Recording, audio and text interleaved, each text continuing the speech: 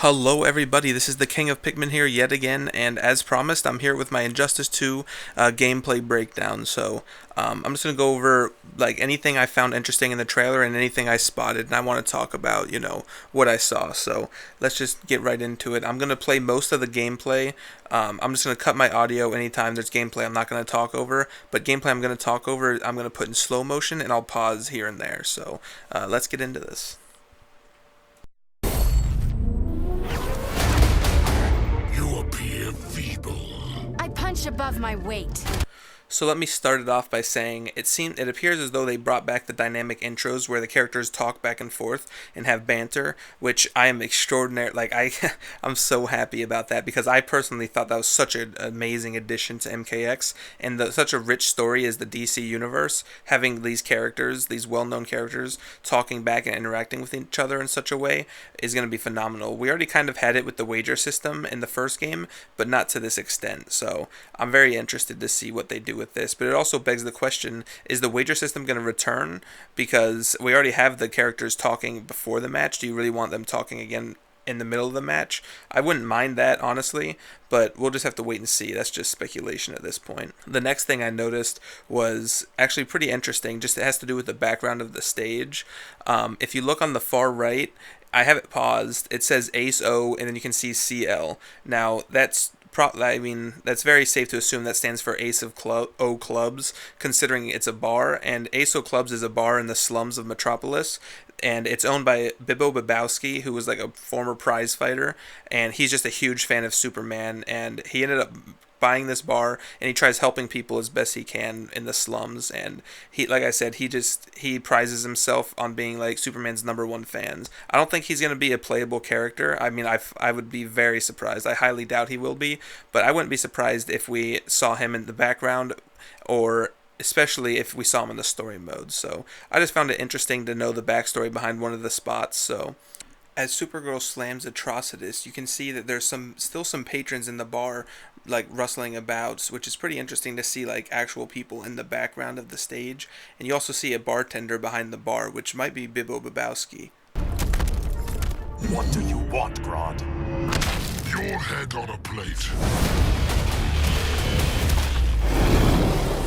Here we clearly see the LexCorp logo on this crane in the back here. And spoiler alert, in the first Injustice game, the alternate dimension Lex Luthor was killed by Superman. So does this mean this is happening on our world, or did someone pick up the mantle? And here we have Supergirl doing something interesting with her heat vision. It's a steady stream of her heat vision, but it's almost as though it's hitting Atrocitus in bursts, as though it's getting more powerful with each step she takes, and is pulsing and doing more damage. It's like a multi-hitting heat ray. It's interesting to see that, and I'd be curious to see how that works in gameplay, and if she always has that, or if it has something to do with the gear system. Alright, this next one's an interesting one. I'm going to bring up a picture from earlier in the video when Atrocitus and Supergirl were doing their intros. And you see this cat floating over Atrocitus' shoulder. Now, I'm going to be honest with you guys, I didn't know who this was initially, because I don't know that much about the Red Lantern Corps. I know who Atrocitus is in the very basics, but not very much. So I had to do some research because I wanted to find out who this was, and I did some research on Atrocitus and found a character named Dex-Starr. I'm going to put it up on the screen, a picture of Dex-Starr. It's pretty much just literally a cat that became a Red Lantern. I'm not going to go too far into his origin story because it doesn't really matter too much. Just basically he was a cat, his owner was sadly killed, and he was filled with rage, and Atrocitus gave him a ring, and he kind of became... He was now able to talk and communicate with his mind to Atrocitus, and they became good buddies, actually. So this actually fits really well, and I have a feeling that Dex-Starr is going to be essentially a piece of gear that Atrocitus can have, because because Dex-Starr got the ability to create red constructs as well. So it'll give you maybe a new move where Dex-Starr summons a construct for you, or he can use his claws to slash, like in this picture. But yeah.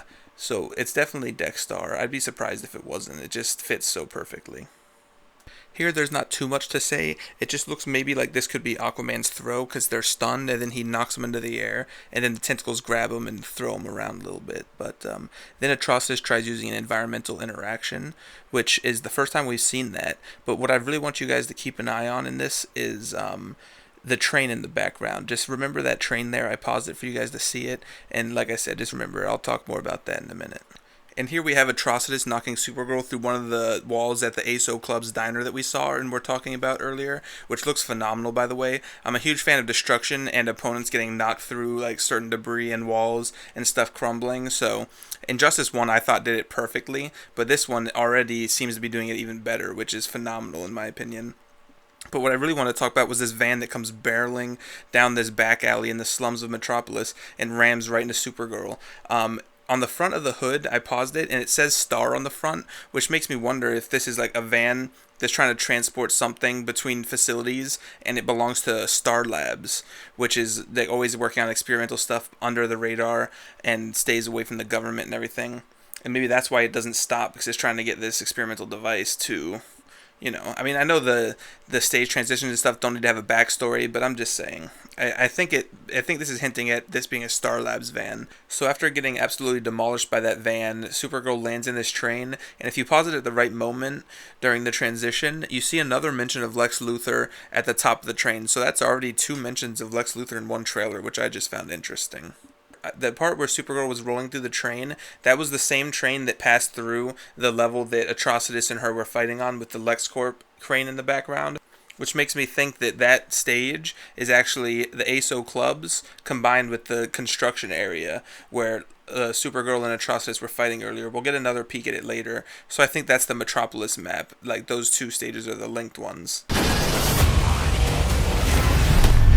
Here we have Superman like landing down, and then behind him though looks more like Gotham City than Metropolis. And we've had Metropolis, Atlantis, and what looks like Gotham City so far. We have what looks like a military grade quad rotor behind him, like probably has some mounted guns or something like that. So just keep that in mind. And here we have a stage transition happening to Superman, and the chopper he hits on the way out of the building, though, seems to have a rocket pod next to the spotlight, or maybe a machine gun, like a minigun or something. Some type of weapon system is on this chopper, which makes me think we've got a quad rotor behind Superman in our last picture, and then we have a chopper that's armed to the teeth for battle. So, like, what's going on in Gotham City? Is there a big battle going on? Is it like the epicenter for a fierce battle?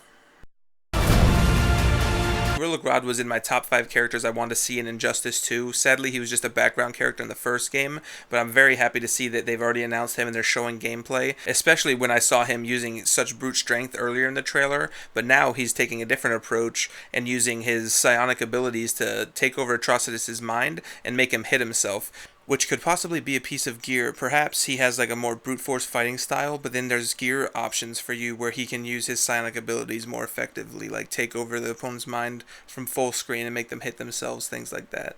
I've always been more of a brute force kind of guy, but options never hurt anybody, and I'm just really excited to see more Gorilla Grodd.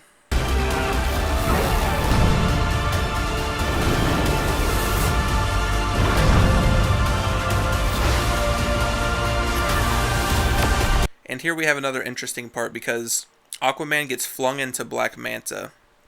And this is kind of, I've already seen countless internet sources and articles and stuff saying Black Manta is confirmed playable in Injustice 2, but I personally disagree. My theory is that this is a stage transition for the Atlantis map, because let's face it, Black Manta shows up once in the entire trailer, and he's shown during a cinematic. He's not even shown on an actual playing field or stage. I definitely don't think he's playable. I'm not saying it's not possible. I'm just saying it seems very unlikely, in my opinion, that he's playable right now. It seems a lot more like a stage transition, which I still think is awesome. Don't get me wrong. I'm just trying to tell people that not to get your hopes too high for Black Manta being playable.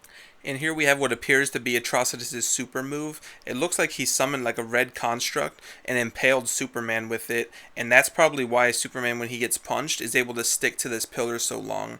And then of course Atrocitus uses his signature construct and summons the bowl to charge right into Superman. Now honestly, of all the supers I've seen so far, this might be my favorite. This is absolutely awesome.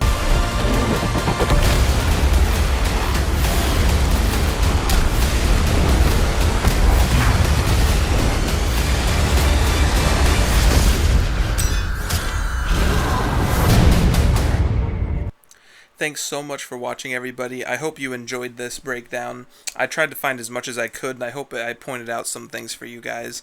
If you have anything to ask me, or if you want to share anything you saw that I didn't cover in the video, please feel free to comment and let me know. I'd love to hear from you guys, and let's keep this Injustice hype train rolling. And if there's a character you guys are interested in playing, be sure to let me know as well. Me personally, I'm really looking forward to Gorilla Grodd, which I already mentioned earlier in the video, and this game is looking absolutely breathtaking. I seriously can't wait for this game. This is such a great way to start off like the Injustice 2 hype train. This gameplay trailer was phenomenal. So yeah, be sure to let me know what you guys think, and I'll talk to you guys in my next video. Thanks so much.